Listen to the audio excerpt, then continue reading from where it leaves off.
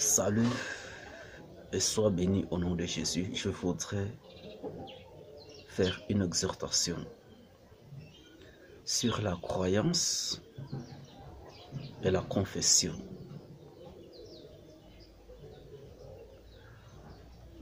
La croyance et la confession sont des actes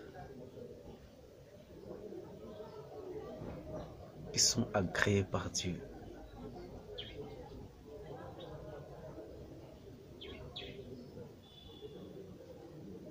Ce sont des actes,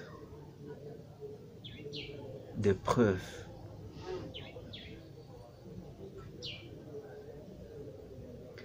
qui te justifient que tu as réellement cru en Jésus. Croire et confesser, les deux choses marchent ensemble. Croire et confesser, ce sont des actes stricts que Dieu exige. Tu ne peux pas croire simplement sans toutefois confesser. Quand je parle de confesser ici, c'est confesser le nom de Jésus, parce qu'il y a confession des péchés. Confesser ici, c'est confesser, je parle de confesser le nom de Jésus publiquement. C'est cette confession que Dieu exige en fait. Croire et confession, ces deux choses marchent ensemble. Tu ne peux pas confesser sans croire, tu ne peux pas croire sans confesser. Confesser le nom de Jésus publiquement après avoir croire, après avoir cru à l'évangile. Nous allons voir dans le livre de Romains chapitre 10 verset 9, il est écrit: si tu confesses de ta bouche le Seigneur Jésus, et si tu crois dans ton cœur que Dieu l'a ressuscité des morts, tu seras sauvé. Tu confesses parce que tu as d'abord cru. Tu ne peux pas confesser sans croire. Tu l'as reçu afin de confesser.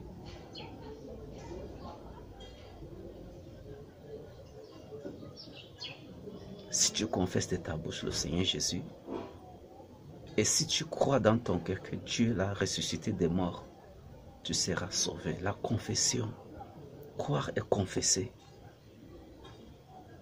ce sont des actes agréés par Dieu. Des preuves qui te justifient que tu es sauvé, que tu appartiens à Dieu. Je continue au verset 10. Car c'est en croyant du cœur qu'on parvient à la justice. Vous voyez? C'est en croyant du cœur qu'on parvient à la justice de Dieu. Dieu te justifie, Dieu te rend justice.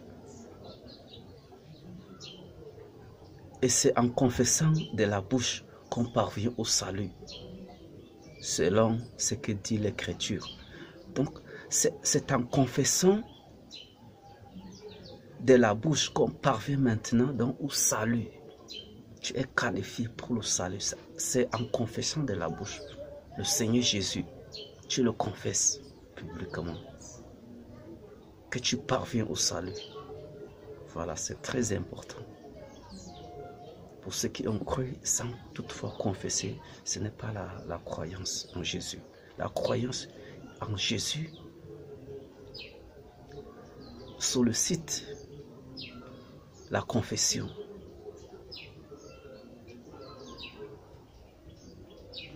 Nous continuons.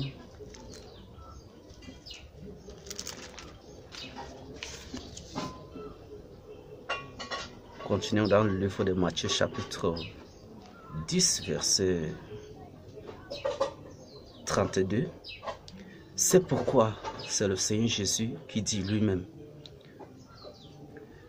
Matthieu chapitre 10 verset 32, il est écrit: c'est pourquoi quiconque me confessera devant les hommes, je le confesserai aussi devant mon Père qui est dans le ciel. Vous voyez? Quiconque me confessera. Donc si tu confesses, lui aussi il va te confesser. Tu le confesses devant les hommes. Tu confesses Jésus devant les hommes. Lui aussi, Jésus va te confesser aussi devant son Père qui est dans les cieux.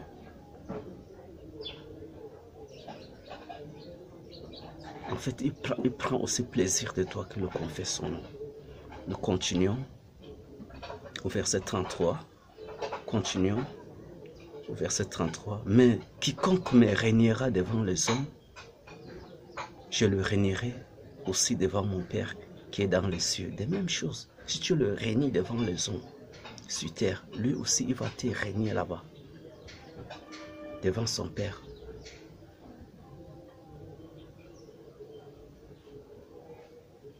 C'est vice-versa. Tu le régnes, il te règne. Tu le confesses, il te confesse aussi devant son Père. Continuons dans le livre de Marc chapitre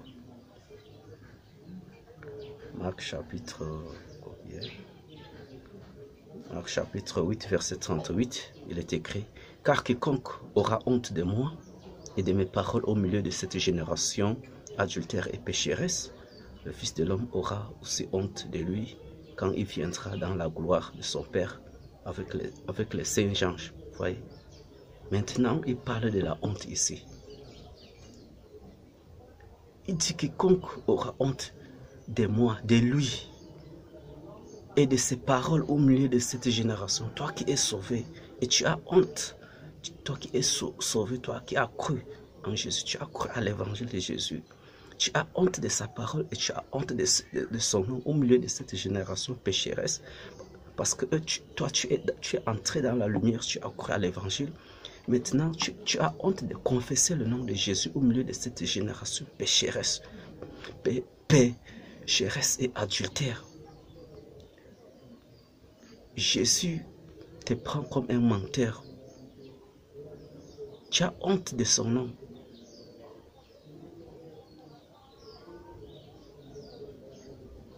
Et le Fils de l'homme aura aussi honte de lui quand il viendra dans la gloire de son Père. Lui aussi, il aura honte le jour où tu viendras dans la gloire de son Père avec les saints anges. Il aura aussi honte de toi. Donc, retire ça en tête. Très important. La confession et la déclaration du nom de Jésus publiquement. Pour celui qui a réellement cru à l'évangile doit confesser. Ce sont des actes agréés par Dieu. Des preuves qui prouvent que tu as cru à l'évangile de Jésus-Christ de Nazareth.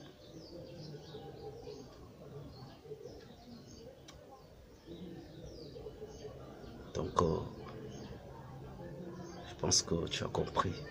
C'est très important. Confesse Jésus. À tout le monde. Afin qu'eux aussi ils entrent dans la lumière. Parce que tu as la lumière en toi. Jésus vit en toi. Encore merci, que le Seigneur te bénisse et à la prochaine.